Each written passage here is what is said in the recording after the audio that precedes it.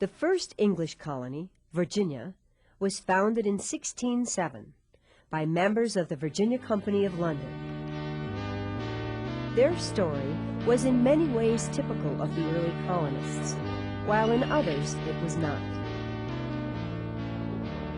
The 104 men and boys who made the voyage to Virginia planned to search for gold and to try to find a new route to Asia. As the ships left England to cross the Atlantic, many of the passengers had worried about the long voyage that lay ahead of them. But by the spring, after 4.5 months at sea, they had safely reached the Chesapeake Bay in Virginia. After exploring, they found an island in a large river that flows into the bay and decided to build their settlement on it. First, they had to cut down trees, clear the land, and make wooden beams from which to build houses. They filled the spaces between the beams with woven branches and mud, a building method called daub and wattle, and they made thatched roofs from reeds that grew in the nearby swamps.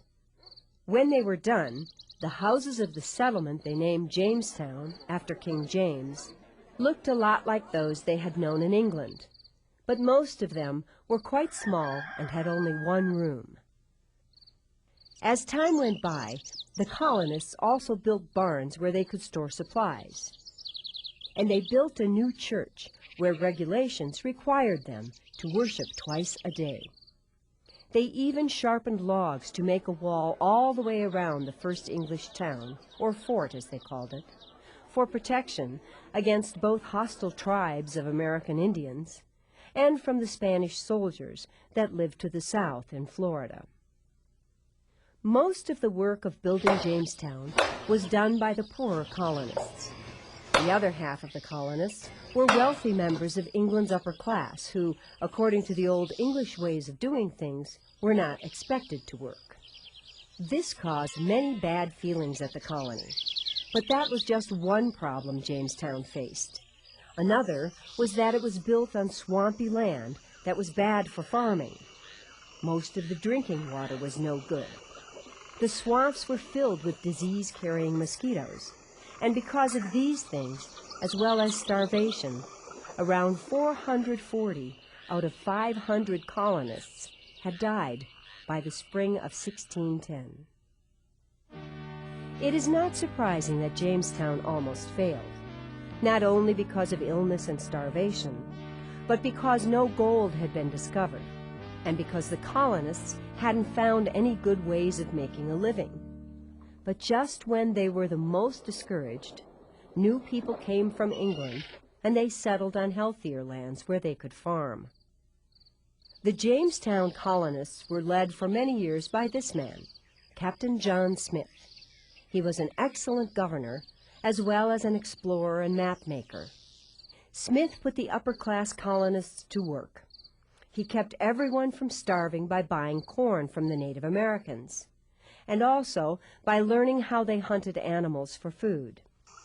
One day, while John Smith was out exploring, he was captured and threatened with death by warriors from an unfriendly tribe, only to be saved by the chief's daughter, Pocahontas. Later, she married one of the colonists and began dressing like an Englishwoman. Her husband, a plantation owner named John Rolfe, had worked for years developing a mild, sweet kind of tobacco. The English settlers in Virginia started raising lots of tobacco plants, and they grew quite well. After the leaves were harvested and dried, the tobacco was shipped off to Europe, where the dangerous habit of smoking was just becoming popular. As the years passed, tobacco farming brought the colony great prosperity. In 1619, the people of Jamestown elected an assembly of men called the House of Burgesses to make laws for their growing colony. That turned out to be a very important year because it was the beginning of representative government in America.